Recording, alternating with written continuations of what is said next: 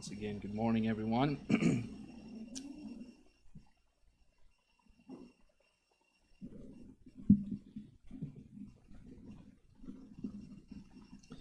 Every year, about the first of the year, as preachers, you usually think about what you're going to preach that would essentially set the tone for what we desire to do in our lives and various things. It's usually a more difficult task than the beginning of than any other part of the year, if you will, as you try to set this tone. As I was thinking about this, I thought about, well, when you look at the Christian life and when you look at who we are and what God has required us to do and what we are supposed to do in His service, and you look at the concept of the new year, it is about making goals and setting plans and having resolve, if you will, to do certain things.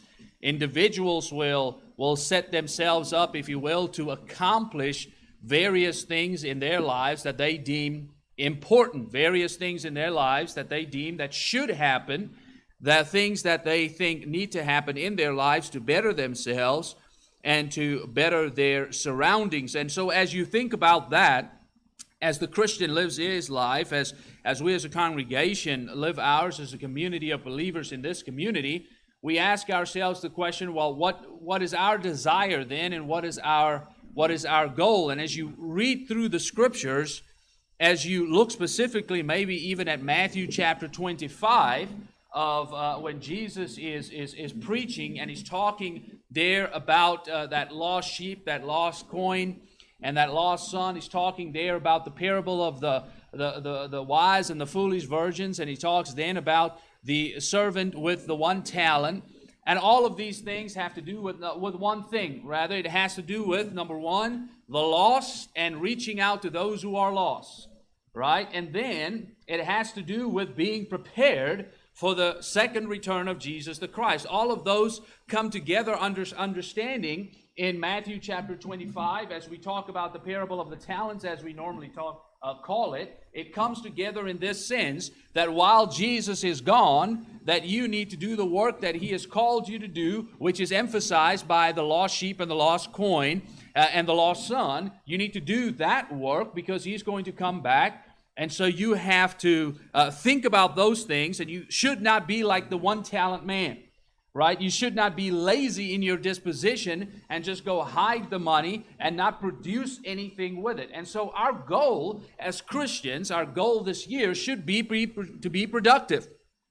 It should be to be productive in the service of the Lord. Certainly not the only goal. There are many other things, moral things that we can talk about. But first and foremost, we talk about our desire to be productive in the work of the Lord. And so this morning, what we essentially want to do is we're looking at, as we're going to have a goal, this is what we're going to entitle it, the sermon this morning, Planning to Work and Working the Plan. Planning to work and working the plan. Planning to work is essential. First of all, let's look at that. Planning to work is essential because of the foundation of evangelism, because of the foundation of what God has called us to do. When we think about evangelism, we think about this is, something that we ought to do. Our responsibility to evangelize, however, is predicated on the universal authority of Jesus the Christ. That is the foundation of our work. That is the foundation of who we are, and what we do in Christ is the fact that He is the Son of God. Consider preceding His reign. In Philippians chapter 2, verses 5 through 8, the Apostle Paul says, "Let this mind be in you, which was also in Christ Jesus, who being in the form of God, thought it not robbery to be equal with God, but made Himself of no reputation, and took upon Him the form of a servant, and was made in the likeness of men. And being found in the fashion as a man, He humbled Himself, and became obedient unto death, even the death of the cross." And so John chapter 4 and verse 34 says, "Jesus said unto them, My meat is to do the will of Him that sent me, and to finish His work." So He is God in the flesh. He humbled Himself. He came as a servant, and He says, this is what I'm here to do. I'm here to do the will of my Father. Jesus came to earth as a servant, submitting Himself to the Father's will, and in human form, He did what all humans should do, and that is submit to the Father's authority. That's what he did. That is certainly what we ought to do. Before his ascension into heaven, Jesus did not have all authority. We understand this much. He did not have all authority before his ascension into heaven. But wait a second. He cast out demons by authority. He spoke as one having authority. Yes, but he did not have all authority. Because John chapter 10 verses 17 through 18 says, "The Father loves me because I lay down my life that I may take it again. No man take it from me, but I lay it down of myself. I have exousia." The Greek says, I have power, I have authority to lay it down. I received this authority, he says, from the Father. If he had all authority, he wouldn't need authority. So we understand that he did not have all authority as he's in human form, but now he is in authority. But now all authority is his. Just like Daniel prophesied. Daniel chapter 7 verses 13 through 14. "I saw in the night visions, and behold, one came with the clouds of heaven, and there came one like the Son of Man, and he came to the Ancient of Days," talking about Jehovah God, the Father, "and he presented him before him, and there was given to him dominion and glory and a kingdom, and peoples, nations, and languages, that they should serve him. His dominion is an everlasting dominion, which shall not pass away, and his kingdom that which shall not be destroyed." And so we considered then that Jesus is an authority, and last week, or the week before that, we looked at authority, and we looked at the parameters of Jesus' authority. His authority is in the entire universe. And so if the God of heaven tells you, if Jesus the Christ tells you that you need to do something, you need to do it. Why? Because he is an authority. And so this is the foundation of our planning to work and working to plan. It is the authority of Jesus the Christ, because he said for us to go. And so when we fail in planning, when we fly by the seat of our pants, when it comes to evangelism, how much respect do we have for the one who commanded us to go? When we don't think about it, when we don't make process for it or plans for it, how much respect do we have for Jesus when he's the one in authority? He told me to go. I'm either sitting on my hands or I'm not thinking about it. I cannot say to have respect for Jesus' authority. And so we understand then the great King Jesus, the one who has all authority, the Prince of Peace, the everlasting Father, the mighty God, has told us to go to evangelize, and we say we'll see. Don't know what we're doing, but know where we are going. We don't know where we are going. We don't know what we are doing, and we don't know how we're going to get there. We're just going to see. Does that seem like respect for the authority behind the command? No, it does not. And so it does not convey a respect for the one who gave it. And so we understand then that as we look, as we think about planning, it is for the foundation here is the authority of Jesus. He said, we have to go, so I have to think about going. And I have to make a plan to go because of a comprehension, rather, and the condemnation of imprudence or recklessness. I have to plan to do the work of the Lord as we stand here on the beginning of the year. I have to think about, listen, I need to do this. How am I going to do this? Because the authority of Jesus, but also because of recklessness, the sin of recklessness. If I asked you if you were reckless, you would probably say no. You'd probably say you're not a reckless individual. You live your life reckless-free, if you will. A lot of people were probably reckless last night as they were setting off fireworks. I guarantee you there are some kids who were reckless, doing all sorts of things that they should not be doing. But normally we measure our recklessness by the degree of danger or disadvantage in any action or choice presents.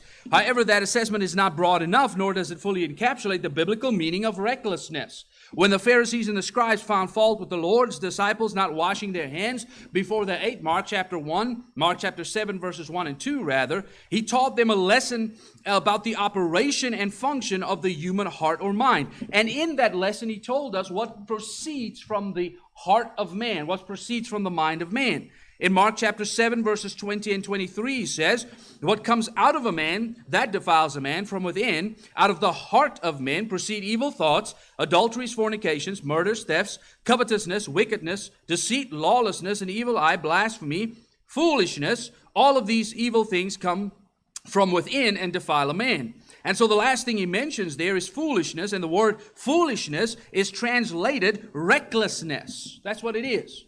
Recklessness. The Lord says it is evil to be reckless. It is evil to be thoughtless. And so in operating without thinking or acting without consideration, that's what recklessness is. It's operating without thinking or acting without consideration. Basically, the term, they say, fools rush in where angels fear to tread, right? That's the concept of recklessness. You weren't thinking about what you were doing.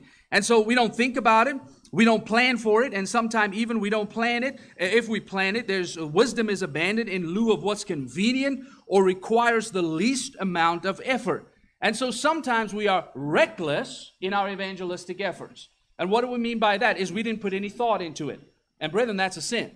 God says you can respect my authority when I told you to go. Number one, either you don't go, or when you do go, you don't put any thought into it, and so the work does not get done, or it gets done poorly. And so in relation to becoming a disciple of Christ, notice what the Lord says in Luke chapter 14, verses 28 through 30. He says the following, "For which of you intending to build a tower does not sit down first and count the cost, whether he has enough to finish it, lest after he had laid the foundation, is not able to finish it, all who see it begin to mock him, saying, this man began to build and was not able to finish it." And so even before coming to Christ, you have to think about coming to Christ. Even before becoming a Christian, the Lord says, I want you to think about this, because I don't want your thought process to be reckless, because that's evil. I don't want you to be thoughtless. I want you to think about becoming a child of God and then make that decision based upon the evidence that you have before you. Now, we understand that parable very well, as the men especially understand that parable very well, as we're looking at the building of a building, and we're looking at, can we afford this? Right? That's always at the top of the list. Can we afford this? Can we afford to do this? Because we don't want to be like this guy who starts to build something and then later finds out, well, we don't have enough money to build the thing, and then the thing just sits there, right? And then it's a mockery. And so that we understand that concept as it comes to physical things, as it comes to us carrying out certain things of a material nature, but we certainly need to understand it as it comes to doing the work of the Lord. We have to be thinking about what we're going to do. But then also it's not only because of what the Lord mentions here about foolishness, but also it's because of His illustration of ingenuity here. You know, after the Lord conveyed His love for the lost, this is the lost sheep, and then the lost coin, and then the lost son, and His desire for us to have that same love, He spoke another parable. He spoke a parable after He's talked about those things that He came to do. He said this parable in Luke chapter 16, verses 1 through 8. He also said to His disciples, there was a certain rich man who had a steward, and an accusation was brought to him that this man was wasting his goods. So he called him and said to him, what is this that I hear about you? Give an account of your stewardship, for you can no longer be a steward. Then the steward said within himself, what shall I do? For my master is taking the stewardship away from me. I cannot dig. I am ashamed to beg. I've resolved what to do. We're talking about New Year's resolution. Here's a resolution. Here's what he resolved to do.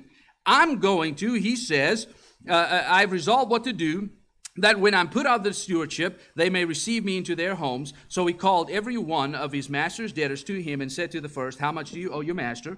And he said, 100 measures of oil. So he said, take your bill and sit down and write 50. Then he said to another, how much do you owe? He said, 100 measures of wheat. And he said to him, take your bill and write 80. So the master commended the unjust steward because he dealt shrewdly or wisely. For the sons of the world are more shrewd in their generation than the sons of light. His plan was unjust, but it was ingenious. His plan was unjust. Let me say that again, but it was ingenious. The Lord is not commending the fact that this person was dishonest in his operations. The Lord is pointing out that this person who is making plans of a worldly nature had enough sense to plan ahead, had enough sense to plan for what was going to happen. And he then turns around to his disciples, he says, for the sons of the world are more shrewd in their generation than the sons of light. You know, we remember this was an ingenious plan here. It was a foolproof plan. And so the Lord, even though He's not endorsing his dishonesty, He is commending here His wisdom. The Lord makes a comparison between the children of the world and the children of light, between the disciples of Satan and the disciples of Christ. And Jesus points out that sometimes the people of the world are more wiser in their planning than the people of Christ. That's the whole point of the parable. He looks at the Pharisees and the scribes. He looks at these disciples and says, you haven't planned for spiritual things. This joker over here, he's planned for worldly things. He says he's smarter than you are, and you have a greater reward to work towards. The dishonest steward had enough wisdom to plan for his physical future, but my disciples are not using wisdom to plan for a spiritual future. Make no mistake, evangelism is for the salvation of not only the souls that are we evangelizing, but also for ours. Why? Because it is predicated, let's go back to the beginning, on the authority of Christ. Because Christ said, go, I have to go, I must go. It is predicated on His authority. Consider what another preacher wrote 20 years ago. You've heard me say this before, read this quote before. As uncomfortable as it may sound, this is 20 years ago now, more than 20 years ago now. As uncomfortable as it may sound, it is a valid statement. Just take a moment to consider how Satan and his children propagate evil. There is no realm of media that is not exploited with the deceiver's goals in mind. Radio, TV, newspapers, magazines, and the internet are all used extensively for physical gains, if not for evil per se. As the children of God, we have not even scratched the surface of these various formats for the cause of Christ. Let us consider the fervor with which men use not necessarily for evil, but rather in the pursuit of things of this world. A house, a car, financial freedom are all goals of men of the world. Much time and energy are spent in obtaining these goals. Can many Christians truly claim that they seek heaven with the same fervency? It is this wisdom and fervency that Jesus has in mind when He speaks of the children of this world being wiser than the children of light. That was more than 20 years ago, and it's still true today. You know, look at what the world is doing in accomplishing unright. Man, they are, if there's anything that they do right, it is trying to accomplish evil. They are good at it. They're like that unjust steward. They are good at it. They're running the long game. They're not just thinking about it right now. They are running the long game. They're trying to indoctrinate. Especially consider this. I was talking to somebody else about this, and I said, I don't understand why it is that movie studios, which operate on the basis of a profit, right? They operate on the basis of a profit. They're a business. They're trying to make business. Why is it that they continue to put movies out that push woke ideology, that push all of these things, and then the movie flops, right? But yet they make another one, and they make another one, and they make another one. Why is that? That's not a good business model, right? That's not a good business plan. When you continue to lose money at the box office, why would you make another one? You know why? Because they're not concerned about making money. They're concerned about creating an ideology or spreading their ideology, right? They're in it for the long haul. This is exactly what Hitler did. Hitler didn't stand up one day and say, I'm Hitler, I'm going to kill all the Jews, this is what I'm going to do. No, he started with the Hitler Youth. He started with the Hitler Youth, and he brought them up slowly but surely, and before you knew it, he had created that ideology in the mindset of man. They are fervent in accomplishing evil. They are fervent, and they are planning and sitting down and thinking about how are we going to accomplish that which is unrighteous in the sight of God. That's what they're doing. What are we doing? What are we doing? Luke chapter 16, that's our problem. He was resolving to do that which is good. Have we even scratched the hem of the garment of the work of the Lord, of what we can do for the work of the Lord? Planning for the work is wisdom. And we have to then ask the question, how wise are we? I don't like to compare the denominational world to the church because they operate with different rules, right? In a sense, they have no rules. They can do whatever they want. They live however they want. They can bring in whatever they want. We don't operate by the same rules. That's why they are so successful in what they do, right? And so I don't like to compare the church to the denominational world. Why? Because it's apples and oranges, because we don't operate by the same rule. But I will say this. They've got plans, and it's not small. They've got plans, and it's not small. I've been to too many congregations, been involved in too many congregations. I've preached gospel meetings in too many congregations and lectureships, and where the plan is to exist until the Lord gets back. That's the plan. What are you doing? We're existing until the Lord gets back. He didn't tell you to exist until He gets back. He told you to work until He gets back. That's what Matthew 25 is about. You need to work. The man with the one talent, he existed until the Lord got back. Because he got the talent, he buried it, and then he sat on his hands the entire time. That's what many congregations are doing. They're not working till the Lord gets back, but they're just existing. You know, planning for the work is not only biblical, it is salvifically essential. We got to plan. We got to be able to plan to do the things that we have said that we want to do for the Lord. And so planning is essential. And so planning for the work. But then number 2, consider here working the plan. Working the plan. You know, goals not written down are just wishes. A lot of people, you know, at the gym I go to, there's a couple of guys, we actually thought about starting a poll. Said, okay, I'm going to give them 3 weeks. 3 weeks, because the gym's going to be full in January, right? That's how they make their money, actually. Just a little secret, the gym makes their money in this way. Thousands of people will sign up in January. They'll sign up for a 1-year contract. They will only come in January. 70%, statistically, 70% and more people who sign up for the gym in January will stop going in February. And so essentially they are making money hand over foot. I talked to one promoter at another gym, and he was telling me that they have 7,000 members. 7,000 people who are paying them, but when you look at the gym, it's empty, right? Because that's how they make their money. And a lot of people are going to be like in their New Year's resolutions. They're going to make big plans, but they're not going to carry it through. They're going to stop at some point and say, well, I just don't want to do this anymore, right? And so it is the case that we need to make sure that we work the plan. Instead of just having a plan, we need to work the plan. And so let's talk first of all to the leaders. Let's talk about leaders in the congregation. We don't have elders, but we have men who are trying to do that which is right in the sight of the Lord. And so an organization or a congregation will never rise above its leadership. An organization or congregation will never rise above its leadership. What do I mean by that? I mean that any congregation will only go as far as they are being led. Only go as far as they are being led. When you see a store not operating well, when you see terrible service at McDonald's, I know that's rare, right? When you see that, don't blame those who are working at the cash register. They are a product of the one who is over them. That's what they are. Because the manager is not doing what he's supposed to do and enforcing that strict policy and enforcing their policies of customer service and productivity. He's not doing that, right? And he's not saying, listen, if you're not coming into work tomorrow, you're fired. He's not doing any of that. A congregation will only rise as far as leadership goes. This is a well-established fact. Where no shepherds are leading, or when shepherds fail in their leadership, the flock is scattered, always. In fact, Jesus, in Matthew chapter 9 and verse 36, he saw the multitudes, and he had compassion on them because they were as sheep having no shepherd. But wait a second, I thought there were people who were in charge. The Pharisees and the scribes, they were the one who were in charge. They sat in Moses' seat, Jesus says. So why is it that the people are scattered? It's because they weren't leading right. They were in a position of authority, but they were not exercising in that position. They were not practicing what they were supposed to do.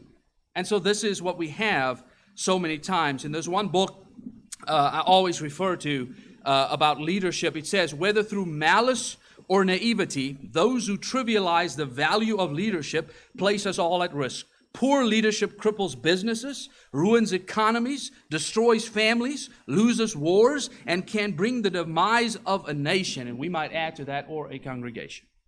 Poor leadership. When there is poor leadership, we understand as the leadership goes, so goes the congregation. In any situation, this is an established fact. And so thus, when it comes to working the plan, members will have their part to play, but the leadership is critical.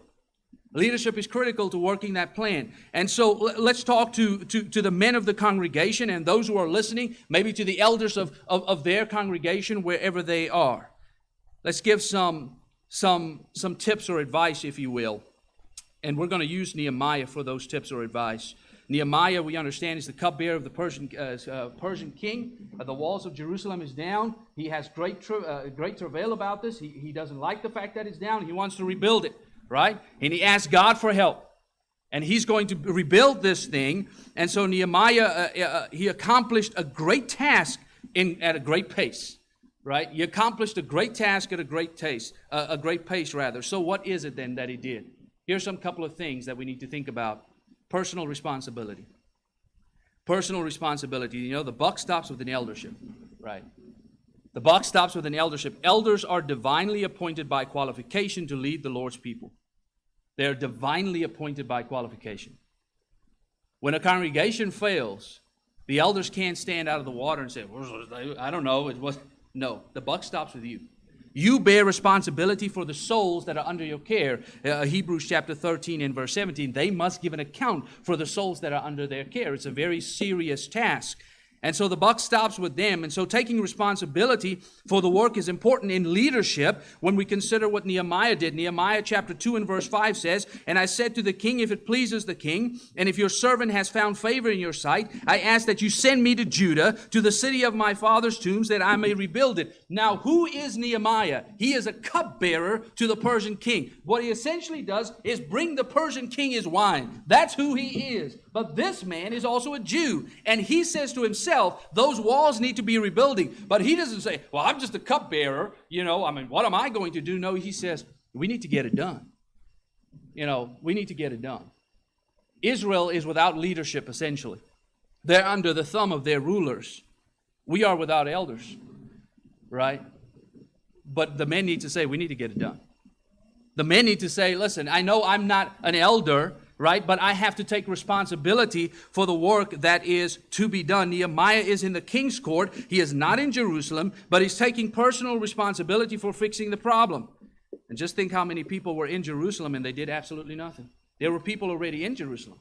There were people already living there. There were people who were there when Nehemiah got there, but they weren't rebuilding the walls. And so you have Nehemiah coming from outside and saying, listen, we need to do something. 141 years since the wall has been down, 91 years since they returned, and no one did a thing. No one did a thing. But Nehemiah took personal responsibility and says, listen, we need to do something. Leaders don't stand around waiting for someone or something to happen. They make something happen. That's the difference between leaders and followers. Leader says, let's make something happen. Let's do this. Let's go here. Followers say, well, I'm just going to wait here until somebody says, let's make something happen. And so we have to have this mindset of responsibility, but then also we have to have the mindset of preparation.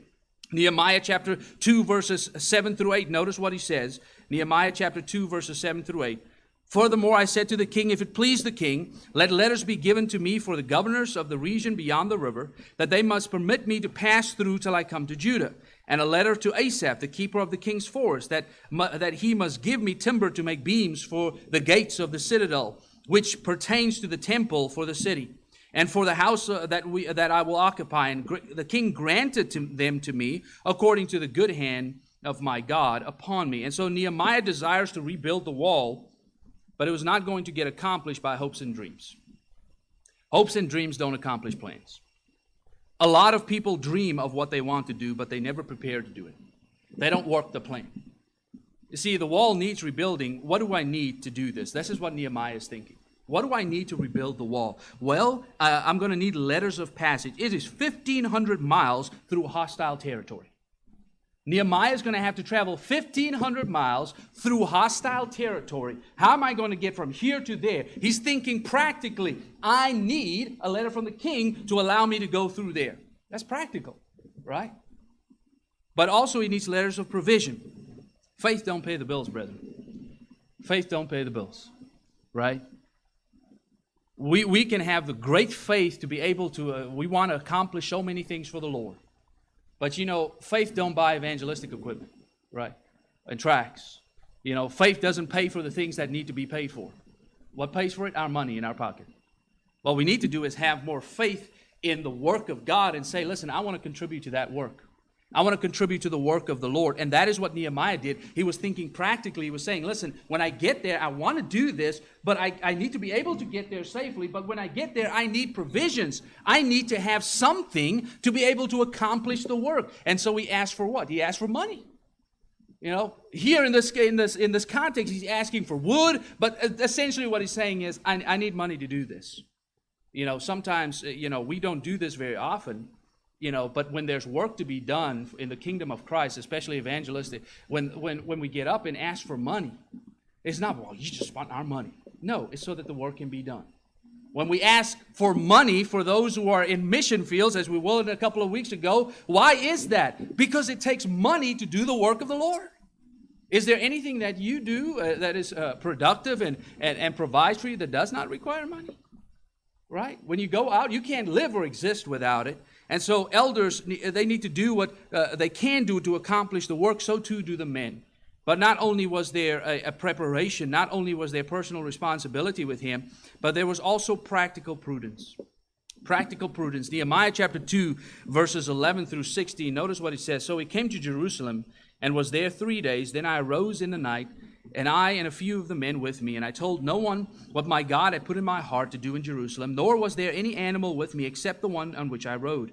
And I went out by night through the valley to the gate of the serpent well and the refuse gate, and viewed the walls of Jerusalem, which were broken down, and its gates which were burned with fire. Then I went on to the fountain gate, and to the king's pool, but there was no room for the animal under me to pass. So I went up in the night by the valley, and I viewed the wall. Then I turned back and entered by the valley gate, and so I returned, and the officials did not know where I had gone or what I had done, and I had not told the Jews, the priests, the nobles, the officials, or the others who did the work. Why did Nehemiah go by night? Right, it's not the same as why did Nicodemus go by night. Why did Nehemiah go by night? Well, he went by night because of safety. There were spies he was trying to protect the work. There were spies out there already trying to stop the work. He went by night not only because of safety, he went for surveillance. I need to know, and the nation does not need to know right now.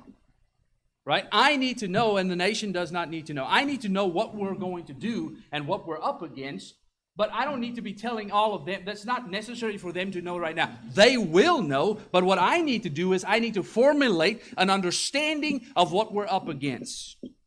At some point they will find out, but now it's not that time. How could he talk to them about that of which he does not have a clear picture? Right?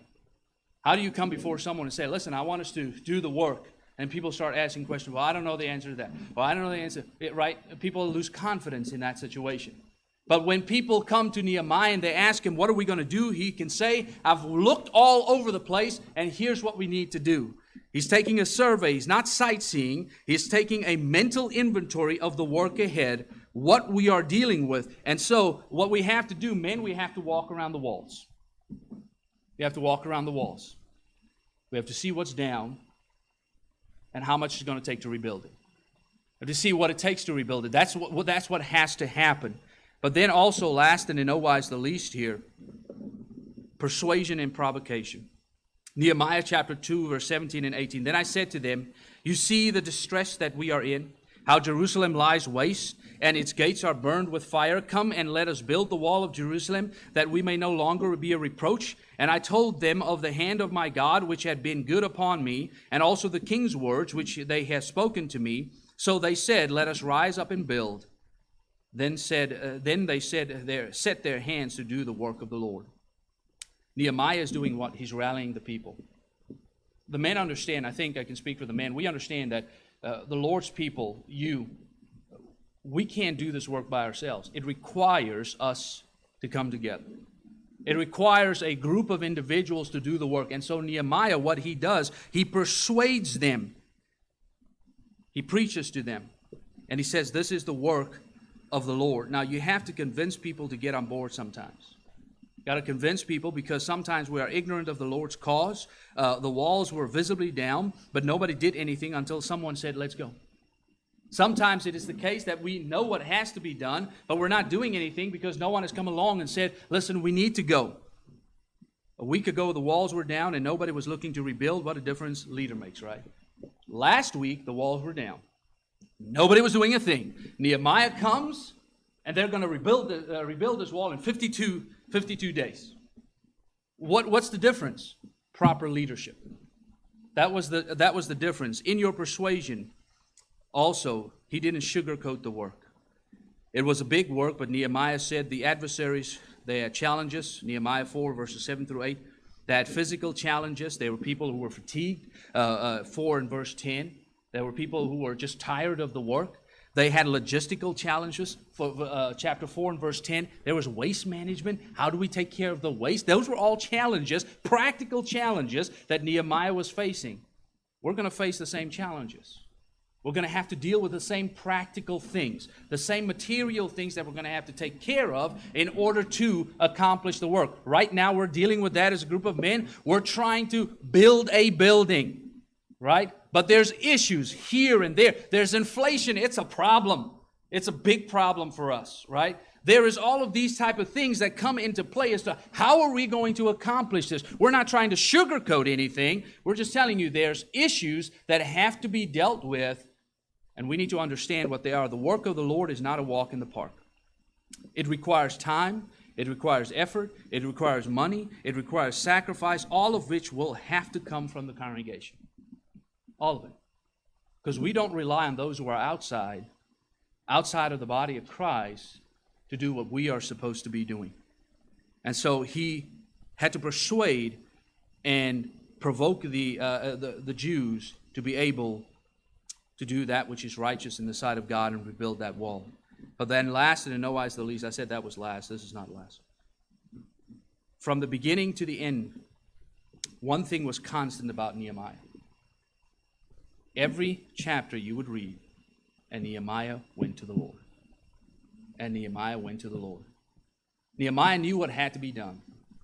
Nehemiah wanted to do it. He wanted to work that plan. But it wasn't without the help of God. And so this is what we have to do. As we look to planning to work and working the plan, we got to go to God. We got to go to the Lord in prayer, and we have to ask Him fervently, help us with this. We're trying to set ourselves up somewhere else so that we can continue in the work. Help us with this. We're trying to be evangelistic. Help us with this. We're trying to support mission work. Help us with this. Constantly, every single day, the diligent prayer of the righteous will avail much. Help us, Lord.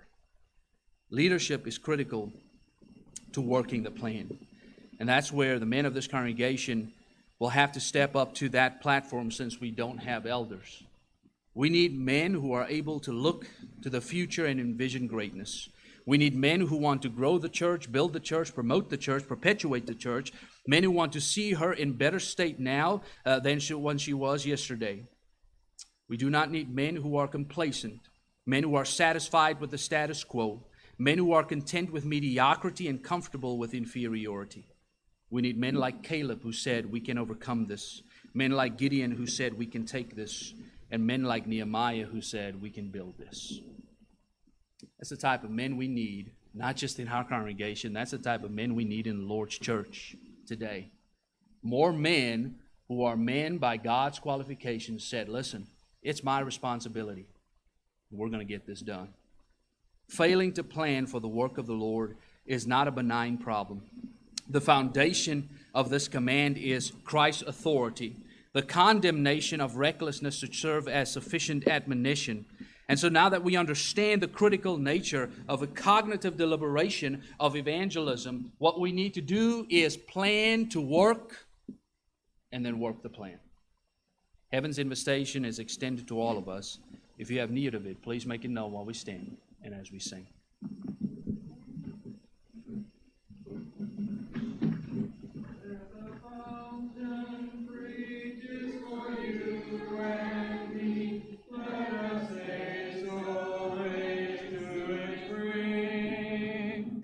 Is the fount of love from the source above, and He bids us all